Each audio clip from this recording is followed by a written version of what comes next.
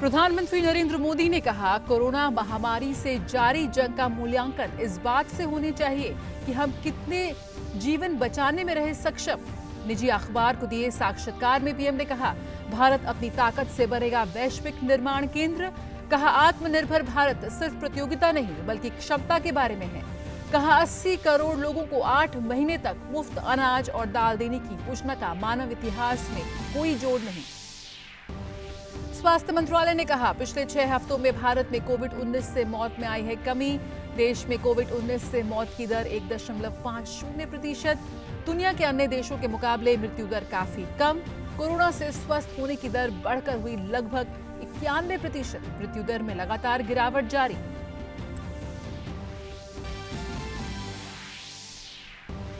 राष्ट्रपति रामनाथ कोविंद ने राष्ट्रीय राजधानी दिल्ली एनसीआर में वायु प्रदूषण को नियंत्रित करने के सरकार के अध्यादेश पर दस्तखत किए। आयोग अनुसंधान और वायु प्रदूषण से संबंधित समस्याओं की पहचान और समाधान पर करेगा काम।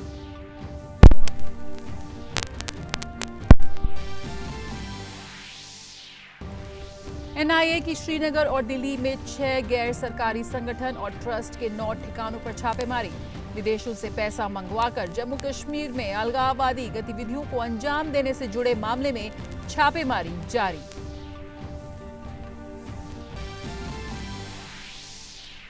बिहार विधानसभा चुनाव के पहले चरण में 54.44% मतदान दर्ज। चैनपुर विधानसभा क्षेत्र में सबसे अधिक 63.33% डाले गए वोट। कोविड-19 संबंधित प्रोटोकॉल का मतदाताओं ने किया पालन। प्रधानमंत्री नरेंद्र मोदी लौह पुरुष सरदार पटेल की जयंती पर 31 अक्टूबर को गुजरात के केवड़िया में एकता दिवस समारोह में लेंगे हिस्सा। साथ ही 30 और 31 अक्टूबर को केवड़िया के विकास के लिए विभिन्न परियोजनाओं का भी करेंगे उद्घाटन।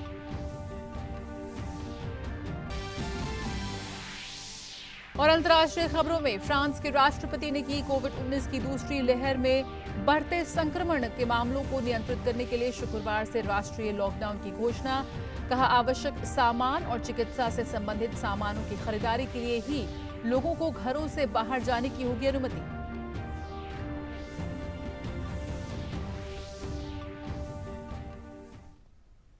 नमस्कार, मैं हूं जया सिन्हा और समाचारों में आप सभी का बहुत बहुत स्वागत है।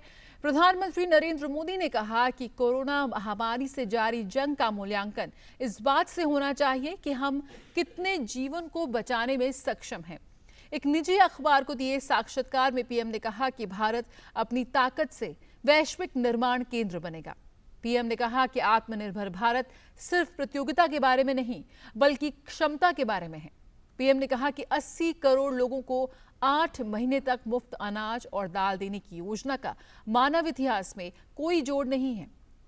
उन्होंने कहा कि कोरोना के खिलाफ लड़ाई में हमारी मौजूदा स्थिति के अवलोकन की जरूरत है। कई अन्य विकसित देशों के मुकाबले भारत में मृत्यु दर काफी कम है। पीएम ने कहा कि महामारी का सामना करने के लिए भारत ने पूर्व नियोजित चरणबद्ध सरकारी और सामाजिक पहल के साथ उठाए कदम हैं। ये वक्त जश्न मनाने का नहीं, संक्रमण के मामलों को कम करने की कोशिशों का है। साथ ही पीएम ने कहा कि ये महामारी के खिलाफ अपनी लड़ाई तेज करने और व्यवहार में बदलाव लाने का वक्त है। एक निजी अखबार को दिए साक्षात्कार में प्रधानमंत्री ने इन अहम बातों को कहा है। और भारत में कोरोना के मामलों में प्रतिदिन गिरावट देखी जा रही है। देश में कोरोना वायरस महामारी से संक्रमित लोगों में से अब तक 73,15,989 मरीज स्वस्थ हो चुके हैं, जिसके बाद देश में रिकवरी रेट बढ़कर 90.99% हो गया है। देश में कोविड से मृत्यु दर घटकर 1.50% रह गई है। देश में फिलहाल 6,03,687 सक्रिय मामले हैं।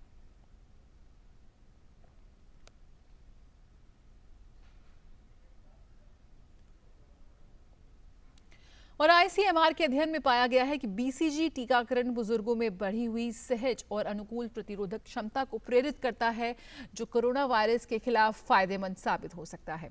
एक जारी अध्ययन में परिषद के वैज्ञानिकों ने पाया है कि टीका बुजुर्गों में मेमोरी सेल प्रतिक्रियाओं और कुल एंटीबॉडी उत्पादन को बढ़ाता है।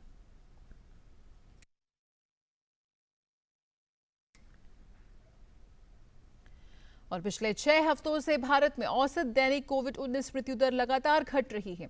लगातार गिर रही मृत्यु दर के कारण, जो कि वर्तमान में 1.50% है, भारत विश्व में सबसे कम CFR वाले देशों में शामिल हो गया है। इसका कारण है समय पर अस्पताल में भर्ती होना, नेशनल ट्रीटमेंट प्रोटोकॉल के अंतर्गत स्तरीय देखभाल के प्रावधान, नॉन इन्वेसिव ऑक्सीजन, स्टेरॉइड और एंटी कोंगुलेट का उपयोग।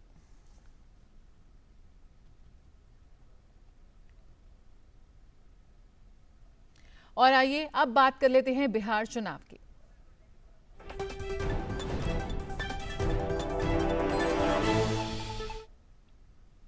दो 243 सदस्यों वाली बिहार विधानसभा के लिए 3 चरणों में चुनाव कराए जा रहे हैं। 3 नवंबर को होने वाले दूसरे चरण में अंग, मगध, मिथिलांचल, कोसी, सारण और तिरहुत इलाके की 17 जिलों की 94 विधानसभा सीटों पर मतदान होगा। 7 नवंबर को होने वाले तीसरे चरण में 78 सीटों पर वोटिंग होगी। मतों की गिनती 10 नवंबर को की जाएगी। कल पहले चरण में 54.44% मतदान दर्ज हुआ। चैनपुर विधानसभा क्षेत्र में सबसे अधिक 63.33% वोट डाले गए।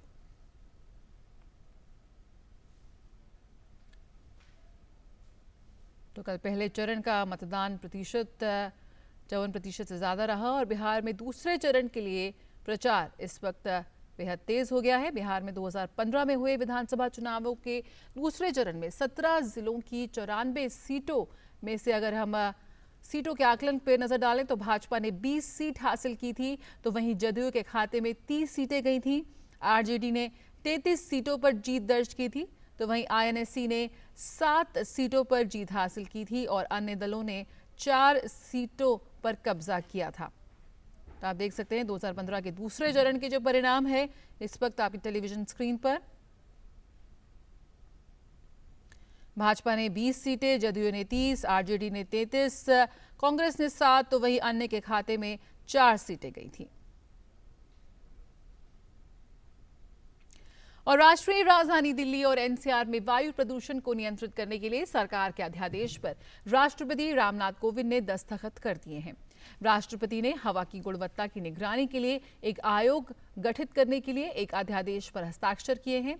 वायु प्रदूषण पर सुप्रीम कोर्ट की सुनवाई से एक दिन पहले यह अध्यादेश आया था और आयोग को अनुसंधान और वायु प्रदूषण से संबंधित समस्याओं की पहचान और समाधान के साथ काम सौंपा जाएगा। ये वायु प्रदूषण की निगरानी के लिए शीर्ष निकाय के रूप में पर्यावरण प्रदूषण और रोकथाम नियंत्रण प्राधिकरण की जगह काम करेगा। 17 सदस्यीय आयोग में दिल्ली, उत्तर प्रदेश, पंजाब, राजस्थान और हरियाणा के प्रतिनिधि होंगे। इसकी अध्यक्षता सचिव या मुख्य सचिव रैंक के एक सरकारी अधिकारी द्वारा की जाएगी, जिसे केंद्र द्वारा चुना जाएगा। आयोग में पर्यावरण मंत्रालय के सचिव और 5 अन्य सचिव या मुख्य सचिव स्तर के अधिकारी भी शामिल होंगे।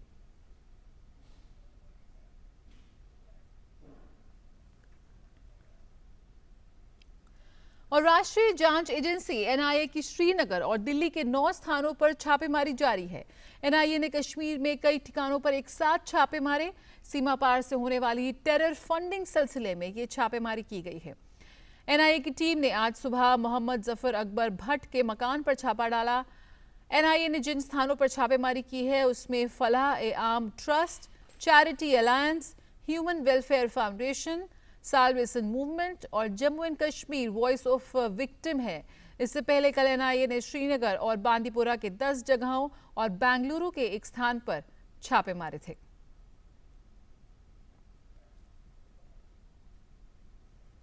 और आइए अब बात करते हैं प्रधानमंत्री के केवड़िया दौरे की।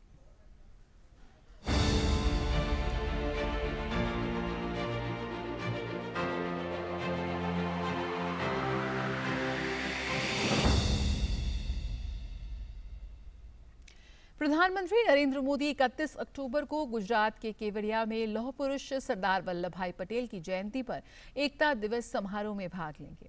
इस मौके पर PM स्टैच्यू ऑफ यूनिटी पर श्रद्धांजलि अर्पित करेंगे, साथ ही एकता संकल्प दिलाएंगे। प्रधानमंत्री इस अवसर पर एकता दिवस परेड भी देखेंगे। प्रधानमंत्री केवड़िया से एक वीडियो कॉन्फ्रेंस के माध्यम से मसूरी के लाल बहादुर शास्त्री राष्ट्रीय प्रशासनिक अकादमी में भारतीय सिविल सेवा के पर्यवेक्षकों को भी संबोधित करेंगे। ये 2019 में पहली बार शुरू किए गए एकीकृत फाउंडेशन कोर्स आरंभ का एक हिस्सा है।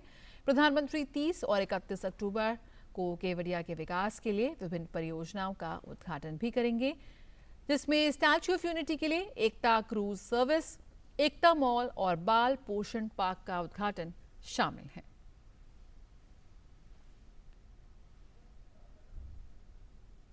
प्रधानमंत्री नरेंद्र मोदी 30 अक्टूबर को 2 दिवसीय गुजरात दौरे पर होंगे। इस दौरान पीएम कई परियोजनाओं का शुभारंभ करेंगे।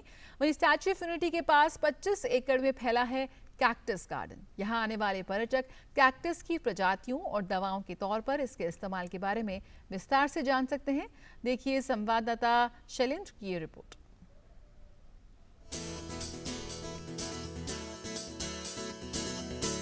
इस वक्त हम मौजूद हैं statue of unity Kevadia Gujarat के बिल्कुल पास स्थित कैक्टस गार्डन में।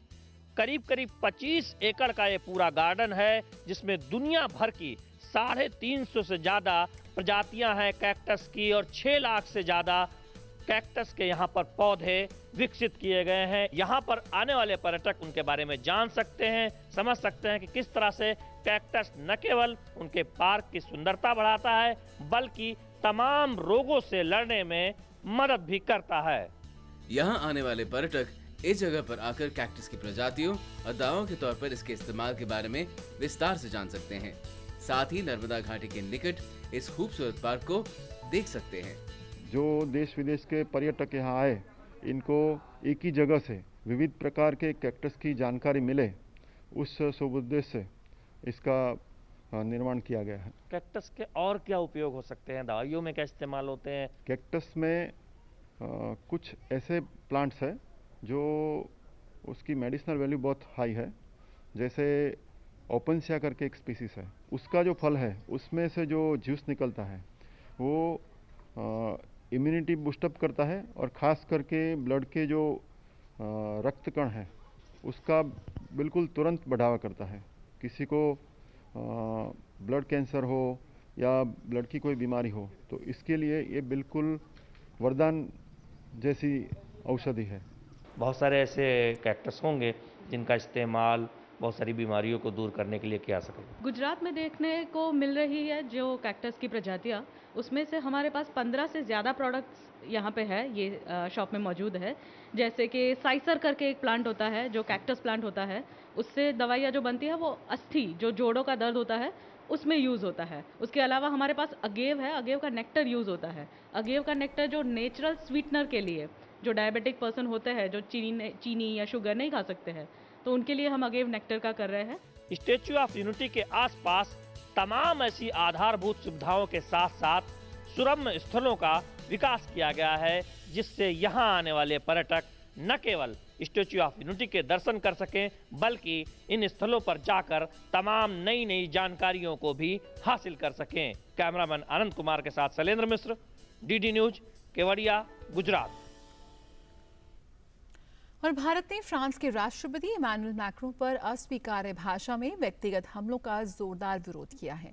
विदेश मंत्रालय ने एक बयान में कहा कि हम राष्ट्रपति इमैनुअल मैक्रों पर अंतर्राष्ट्रीय विमर्श के सबसे बुनियादी मानकों का उल्लंघन करते हुए व्यक्तिगत हमलों को दृढ़ता से अस्वीकार करते हैं।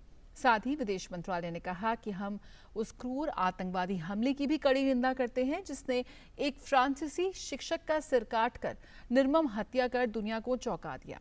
हम उनके परिवार और फ्रांस के लोगों के प्रति संवेदना व्यक्त करते हैं।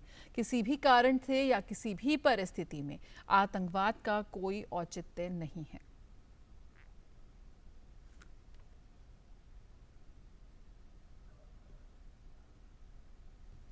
विदेश सचिव हर्षवर्धन श्रृंगला आज से 4 नवंबर तक फ्रांस, जर्मनी और ब्रिटेन का दौरा करेंगे।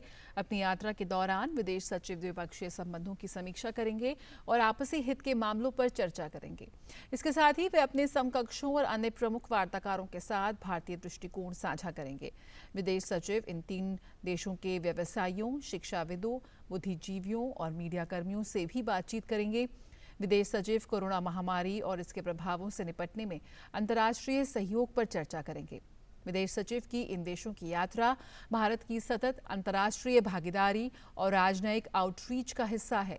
फ्रांस, जर्मनी और यूके भारत के रणनीतिक साझेदार हैं और इनके साथ भारत के करीबी और अच्छे संबंध हैं।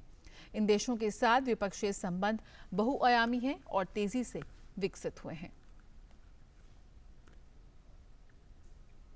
दुनिया भर में कोरोना महामारी का प्रभाव अभी भी कम होने का नाम नहीं ले रहा। विश्व में अब तक 4 करोड़ 47 लाख से ज्यादा लोग इस महामारी से संक्रमित हो चुके हैं। हालांकि अच्छी बात यह है कि इस महामारी से ठीक होने वालों की संख्या में भी लगातार इजाफा हो रहा है। दुनिया भर में अब तक 3 करोड़ 27 लाख से ज्यादा लोग इस महामारी को मात दे चुके हैं। वहीं पूरे विश्व में करीब 1 करोड़ 8 लाख से ज्यादा सक्रिय मामले हैं इस वक्त। अमेरिका की बात करें तो स्थिति अभी भी चिंताजनक बनी हुई है। यहां कोरोना संक्रमितों की संख्या 91 लाख को पार कर गई है। हालांकि 59 लाख से ज्यादा लोग स्वस्थ हो चुके हैं। अमेरिका में इस महामारी से अब तक 2,33,000 से ज्यादा लोग दम तोड़ चुके हैं। पिछले एक दिन में यहां कोरोना के 80,000 से ज्यादा मामले सामने आए हैं। ब्राजील की बात करें तो ब्राजील में कोरोना के कुल मामलों की संख्या 54,69,000 है से ज्यादा हो गई है। पिछले 24 घंटों के दरमियान यहां कोरोना के 28,000 से ज्यादा केस सामने आए। ब्राजील में अब तक 49,34,000 लोग इस महामारी के शिकंजे से बाहर निकल चुके हैं। ब्राजील में इस महामारी से मरने वालों की संख्या 1,58,000 से ज्यादा हो गई है। फ्रांस के राष्ट्रपति इमैनुअल मैक्रों ने देश में फिर से राष्ट्रव्यापी लॉकडाउन लगाने का ऐलान किया है। कोरोना वायरस संक्रमण के मामलों में बढ़ोतरी के चलते ये नए लॉकडाउन का ऐलान किया गया है। बुधवार को देश को संबोधित करते हुए मैक्रों ने कहा कि नए राष्ट्रव्यापी लॉकडाउन के तहत लोगों को आवश्यक कार्य या चिकित्सा कारणों से ही सिर्फ घर से बाहर जाने की अनुमति होगी। हालांकि लॉकडाउन के दौरान स्वास्थ्य सावधानियों के साथ स्कूल खुले रहेंगे। इसके अलावा सार्वजनिक सेवाएं चालू रहेंगी। कारखाने, कृषि कार्य, भवन और सार्वजनिक निर्माण कार्य जारी रहेंगे। राष्ट्रव्यापी लॉकडाउन शुक्रवार से लागू हो जाएगा। गौरतलब है कि बुधवार को 36,437 नए मामले दर्ज किए गए। बात जर्मनी की तो जर्मनी में 2 नवंबर से आपातकालीन लॉकडाउन लगाने जा रहा है। जर्मन चांसलर एंगेला मर्केल ने घोषणा की है कि महीने भर के लॉकडाउन में रेस्टोरेंट, जिम और सिनेमा घर बंद रहेंगे, लेकिन स्कूल या डे केयर सेंटर खुले रहेंगे। मर्केल ने कहा कि राष्ट्रीय आपातकाल से बचने के लिए लॉकडाउन लगाना बहुत जरूरी हो गया है और यूरोप के कई अन्य हिस्सों की तुलना में जर्मनी में संक्रमण की दर कम है, लेकिन हाल के सप्ताहों में वायरस जिस गति से फैल रहा है उसने बर्लिन को चिंता में डाल दिया है। बात मेक्सिको की, जहां कोरोना वायरस के मामलों की संख्या बढ़कर 9 लाख के पार हो गई है और नए आंकड़े जारी होने पर वायरस से मरने वालों की संख्या 90,000 होने की संभावना है। ताज़ा जारी आंकड़ों के मुताबिक मेक्सिको में अब तक 9,01,268 लोग कोरोना वायरस से संक्रमित हो चुके हैं, जबकि अब तक 89,814 लोगों की जान जा चुकी है। इससे पहले मंगलवार को मेक्सिको के राष्ट्रपति ने सप्ताह के अंत में डे ऑफ द डेड कार्यक्रमों के साथ कार्यक्रम के इस वायरस के कारण जान गंवा चुके लोगों के लिए 3 दिन के राष्ट्रीय शोक की घोषणा की है। यहाँ वक्त एक छोटे से ब्रेक का, जल्द हाजिर होते हैं। आप बने रहिए डीडी न्यूज के साथ।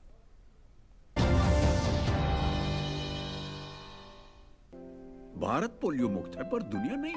ये वायरस दोबारा देश के अंदर प्रवेश कर सकता है, इसलिए जन्म से लेकर के 5 साल तक हर बार अपने बच्चे को पोलियो की खुराक दिलवाई। राष्ट्रीय पोलियो चक्र 1 नवंबर 2020। 2 बूंद हर बार, जीत रहे बरकरार।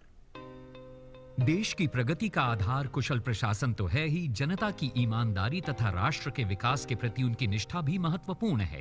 देश की समृद्धि के लिए यही मुख्य आवश्यकता है। बच्चों को घर से ही ईमानदारी एवं नैतिकता का पाठ पढ़ाना आवश्यक है, ताकि बड़े होकर देश के विकास में उनका योगदान सुनिश्चित हो सके। देश भर में सतर्कता सप्ताह इस वर्ष सतर्क भारत समृद्ध भारत की परिकल्पना के साथ 27 अक्टूबर से 2 नवंबर 2020 तक मनाया जा रहा है और अनेक जागरूकता कार्यक्रम चलाए जा रहे हैं। आप स्वयं सतर्कता के साथ संसाधनों का सदुपयोग करें, औरों को प्रेरित करें एवं पारदर्शिता और निष्ठा के साथ काम करते हुए समृद्ध राष्ट्र के निर्माण में अपना बहुमूल्य योगदान दें। एनटीपीसी द्वारा जनहित में जारी। और अमेरिका में राष्ट्रपति पद के चुनाव में बस अब चंद ही दिन बाकी हैं। राष्ट्रपति ट्रंप और उनके प्रतिद्वंदी जो बाइडेन पूरी शिद्दत के साथ मतदाताओं का समर्थन जुटाने में लगे हैं। ट्रंप ने कल एरिजोना में एक विशाल रैली को संबोधित किया। इसके बाद ट्रंप फ्लोरिडा, उत्तरी कैरोलिना, मिशिगन, विस्कॉन्सिन और मिनीसोटा में भी जनसभा को संबोधित करेंगे। ऐसे में जब चुनाव से पहले बेहद कम वक्त बाकी है, ट्रंप की 48 घंटों के अंदर 10 राज्यों में 11 चुनावी रैलियां करने की योजना है ताकि वे ज्यादा से ज्यादा मतदाताओं का वोट हासिल कर सकें। हालांकि एरिजोना की रैली को लेकर ट्रंप की काफी आलोचना हो रही है। लोगों का कहना है कि रैली में बिना मास्क और सामाजिक दूरी के मौजूद लोग ये साबित करते हैं कि ट्रंप को देश के नागरिकों के स्वास्थ्य से ज्यादा खुद के दोबारा चुने जाने की फिक्र है। उधर राष्ट्रपति पद के डेमोक्रेट उम्मीदवार जो बाइडेन ने कल डेलावेयर के विलिंगटन में अपना वोट डाला। इससे पहले बाइडेन देश में कोविड की स्थिति को लेकर लंबी बैठकें की और आगे की रणनीति पर चर्चा की। देश में कोरोना संक्रमण के मामले तेजी से बढ़ रहे हैं, जिस पर बाइडेन का खास ध्यान है। रुझानों के मुताबिक देश में स्वास्थ्य की स्थिति को लेकर अपने बयानों और भावी रणनीति को लेकर उन्हें जनता का समर्थन मिलता दिख रहा है।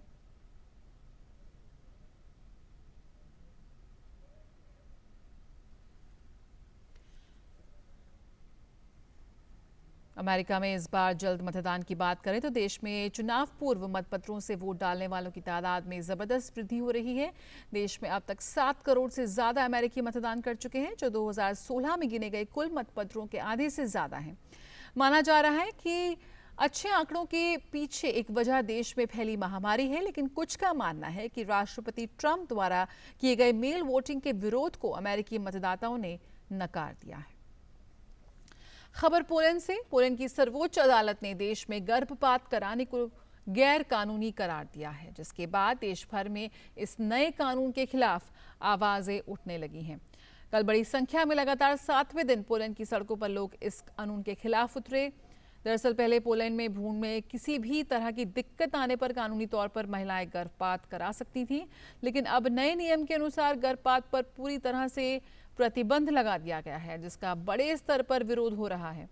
प्रदर्शन में शामिल महिलाओं का कहना है कि उन्हें उनके मूल अधिकारों से दूर नहीं किया जा सकता। आइए कुछ खेल की खबरों पर नजर डाल लेते हैं। चैंपियंस लीग के ग्रुप एच के मैच में मार्कस रशफोर्ड के हैट्रिक की मदद से मैनचेस्टर यूनाइटेड ने आरबी लिप्जिंग को 5-0 से एक तरफा मुकाबले में हरा दिया। मैन्यू की तरफ से पहला गोल ग्रीनवुड ने खेल के 21वें मिनट में किया। इसके बाद रशफोर्ड ने 3 गोल दागे। मैनचेस्टर यूनाइटेड की तरफ से खेल के 87वें मिनट में मार्शल ने पेनल्टी के जरिए गोल कर अपनी टीम को एक तरफा जीत दिला दी। वहीं ग्रुप जी के मैच में बार्सिलोना ने यूवेंटस को 2-0 से हरा दिया। बार्सिलोना की तरफ से डेम्बेले ने खेल के 14वें मिनट में गोल किया। खेल के 85वें मिनट में यूवेंटस के डेमिरल को फाउल खेलने की एवज में रेफरी ने रेड कार्ड दिखा दिया और उन्हें मैदान से बाहर होना पड़ा। इसके बाद लायनल मेसी ने इंजरी टाइम में पेनल्टी की मदद से गोल कर अपनी टीम की जीत 2-0 से सुनिश्चित कर दी।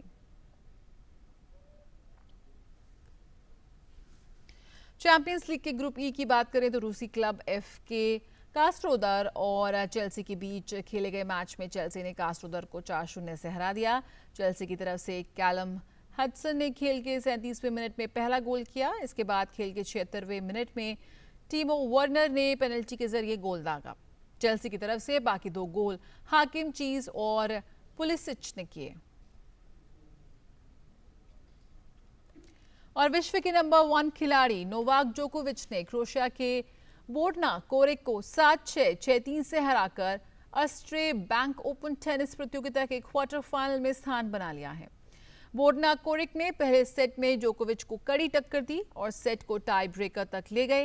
हालांकि इसे जोकोविच जीतने में सफल रहे, जबकि दूसरे सेट में जोकोविच ने बोर्ना कोरिक की सर्विस 3 बार तोड़ी और मुकाबले को अपने नाम कर लिया। गत चैंपियन लक्ष्य सेन अपने पिता और असिस्टेंट कोच डीके सेन के कोविड-19 से संक्रमित होने के बाद Saarlorlux open super 100 badminton tournament से हट गए हैं। 19 साल के खिलाड़ी के सामने डेनमार्क ओपन में खराब प्रदर्शन के बाद टूर्नामेंट में खिताब बचाने की चुनौती थी, लेकिन उनका अभियान शुरू होने से पहले ही खत्म हो गया। इसी के साथ समाचारों में फिलहाल इतना ही, लेकिन याद रहे कि जब तक दवाई नहीं ढिलाई नहीं, इसलिए डीडी न्यूज़ की विशेष मुहिम मास्क अप इंडिया से जरूर जुड़े और हमेशा मास्क पहने रहें। दीजिए इजाजत, नमस्कार।